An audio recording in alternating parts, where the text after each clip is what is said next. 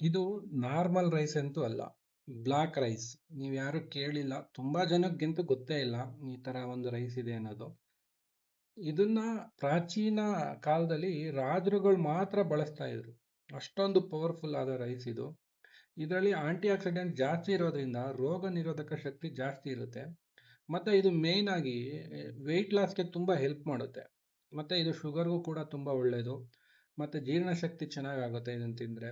So ಇದನ್ನ ಈಗ normal ರೈಸ್ನ ನಾವು ಡೈಲಿ ತಿನ್ನೋ ಬದಲು ಇದನ್ನು ಕೂಡ ವಾರದಲ್ಲಿ 1 ಅಥವಾ 2 ದಿನ ಇದನ್ನು ಕೂಡ ಯೂಸ್ ಮಾಡ್ಬೋದು. ಅಥವಾ ಗಂಜಿಯಾಗಿ ನಾವು ಬಳಸ್ಬೋದು. ಇದರಲ್ಲಿ ಪಾಯಸ ಮಾಡೋದ್ರಂತೂ ತುಂಬಾ ಚೆನ್ನಾಗಿ ಬರುತ್ತೆ. ನಾವಂತೂ ಅವಾಗವಾಗ ಮಾಡ್ತಾ ಇರ್ತೀವಿ ಪಾಯಸ. ತುಂಬಾ ಚೆನ್ನಾಗಿರುತ್ತೆ ಇದರಲ್ಲಿ.